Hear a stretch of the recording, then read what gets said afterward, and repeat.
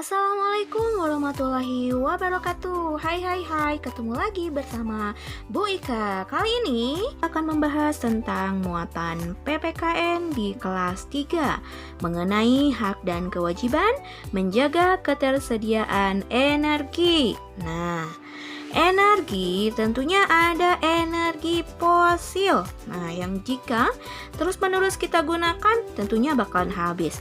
Maka dari itu kita harus beralih menggunakan energi alternatif. Oke. Nah, menjaga ketersediaan energi merupakan kewajiban kita. Ya, kita semua berkewajiban untuk menjaga ketersediaan energi. Jika kita melaksanakan kewajibannya dengan baik, hak dalam penggunaan energi akan kita peroleh. Nah, berikut adalah kewajiban dalam menjaga ketersediaan energi. Pertama, menggunakan energi sesuai dengan kebutuhan. Dan haknya, kita bisa menggunakan suatu energi. Yang kedua, menggunakan energi alternatif yang ramah lingkungan, seperti energi angin. Tentunya hak kita memperoleh energi alternatif. Nah, selanjutnya hak kita pun kita bisa mendapatkan kesempatan yang sama untuk dapat menggunakan suatu energi seperti energi listrik. Itulah hak dan kewajiban dalam menjaga ketersediaan energi. Selanjutnya, pernahkah kamu mendengar mengenai kelangkaan energi?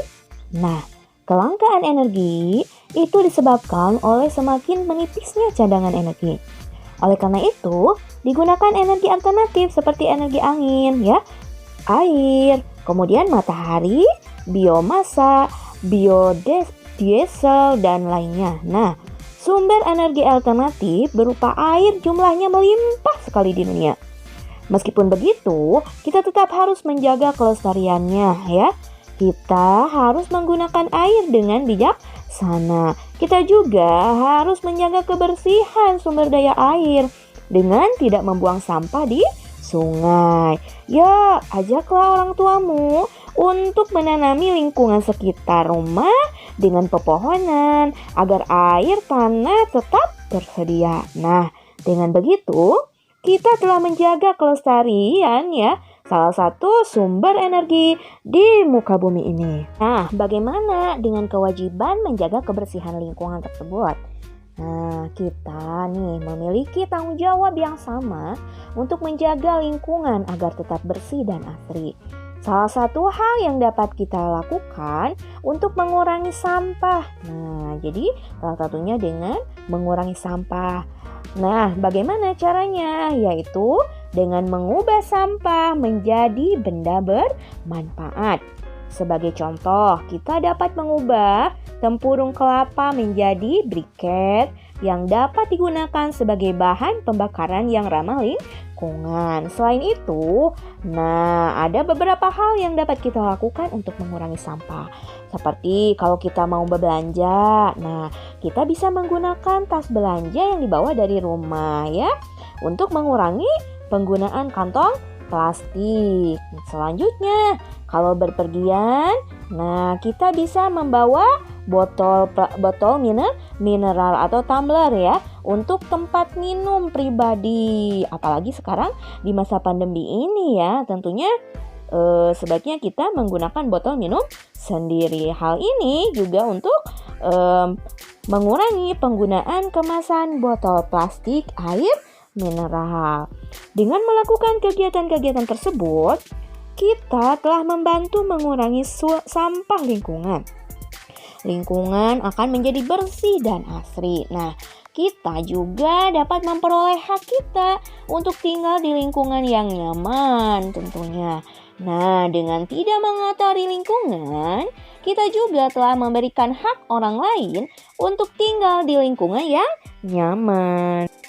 Kenapa kita harus menjaga kebersihan lingkungan? Nah, kalau kita tidak menjaga kebersihan lingkungan, tentunya tidak bakalan mendapat akibatnya. Nah, lingkungan yang tidak dijaga dengan baik dapat mengakibatkan kerugian bagi kita. Contohnya, ada yang tahu tidak? Nah, jika kita membuang sampah di sungai, akan menyebabkan apa? Bencana banjir, kemudian bibit penyakit. Kemudian terganggunya ketersediaan air bersih. Kita mau nyuci, mau membersihkan badan, ya, kita tidak bisa kalau udah tercemari oleh sampah. Nah, kehidupan akan terganggu jika kita tidak menjaga kebersihan lingkungan. Maka dari itu, kita harus menjaga lingkungan dimanapun kita berada. Nah, menjaga lingkungan dengan baik merupakan kewajiban kita bersama-sama ya. Kita harus saling mengingatkan satu sama lain. Untuk apa? Untuk menjaga lingkungan. Nah, apa yang bisa kita lakukan untuk menjaga lingkungan? Pertama, dengan melakukan piket sesuai dengan jadwal yang ditentukan kalau kita di kelas. Nah, di rumah juga bisa kita tentukan ya, menggunakan jadwal misalnya yang menyapu siapa, ayah atau bunda, yang menyuci piring, adik atau kakak, kemudian yang buang sampah, yang mencabut rumput. Jadi membagi-bagi tugas. Nah, dengan bekerja sama untuk melakukan menjaga kebersihan lingkungan, nah ini bisa menjadi suatu hal yang sangat menyenangkan karena kita bisa tinggal di tempat yang nyaman dan bisa bekerja sama. Menjaga lingkungan yang kita lakukan tentunya merupakan salah satu untuk menghemat energi juga. Nah, menghemat energi yaitu sebagai pengamalan sila kelima Pancasila. Kenapa dikatakan dengan pengamalan sila Pancasila yang kelima? Nah, karena semangat kebersamaan diperlukan dalam menghemat energi. Jadi, untuk menghemat energi, kita memerlukan semangat kebersamaan. Agar apa? Agar sumber energi tetap terjaga. Menghemat energi dapat dilakukan di lingkungan rumah, sekolah, ataupun di masyarakat. Nah, penghematan energi penting dilakukan agar sumber energi tetap dapat dinikmati oleh seluruh masyarakat tanpa terkecuali. Nah, sesuai dengan bunyi sila kelima Pancasila, keadilan sosial bagi seluruh rakyat Indonesia ya. Setiap orang memiliki hak untuk memanfaatkan energi serta memiliki kewajibannya untuk menghemat energi. Hal ini sesuai dengan pengamalan sila keberapa? 5 ya, kelima Pancasila, yaitu keadilan sosial bagi seluruh rakyat Indonesia. Sumber energi harus digunakan untuk kepentingan siapa? Masyarakat banyak, bukan untuk kepentingan pribadi. Nah, sumber energi tidak boleh dikuasai secara sepihak oleh pihak tertentu. Nah, dari tadi kita membicarakan tentang hak dan kewajiban. Nah, kira-kira antara hak dan kewajiban itu perlu seimbang nggak dalam menghemat energi? Tentunya antara hak dan kewajiban itu harus seimbang. Energi sangat penting dalam kehidupan sehari-hari.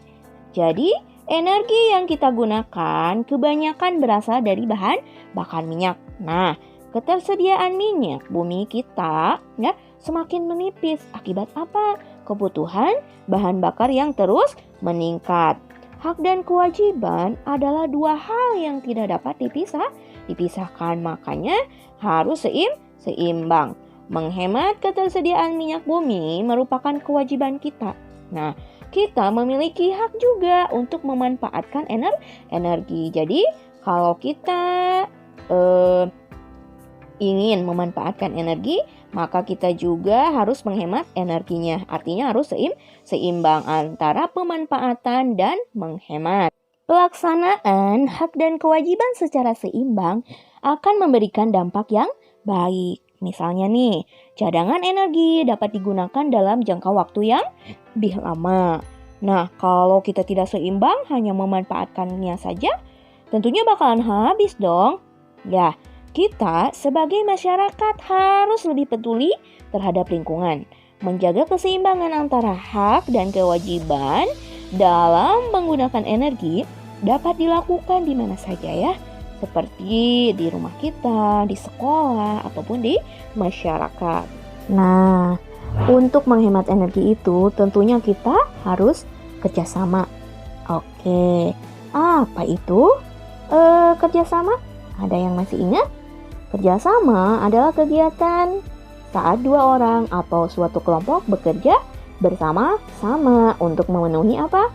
Tujuan bersama. Nah, bagaimanakah bentuk kerjasama dalam upaya menghemat energi? Ada yang tahu? Nah, sikap apa sajakah yang kita perlukan dalam kerjasama untuk menghemat energi? Ayo, ada yang tahu juga? Nah, kerjasama dan kekompakan kebutuhan dalam upaya menghemat energi. Kerjasama ini untuk menghemat energi dilakukan untuk apa? Kelestarian sumber energi. Nah, kerjasama harus didorong oleh sikap kebersamaan antar anggota siapa? Masyarakat. Nah, salah satunya dengan menanam pohon demi kelestarian energi air. Kemudian membersihkan lingkungan komplek rumah. Nah, dengan banyaknya pohon dapat membantu menjaga kelestarian air tanah. Sehingga dengan menghemat energi ya yang dilakukan secara kerjasama, tentunya persediaan energi tetap terjaga. Itulah materi mengenai hak dan kewajiban dalam menjaga ketersediaan energi dan bagaimana upaya kita dalam menjaga lingkungan untuk menjaga sumber energi pula. Nah, terima kasih. Semoga bermanfaat. Sampai berjumpa kembali di channel YouTube Boyka. Wassalamualaikum warahmatullahi wabarakatuh.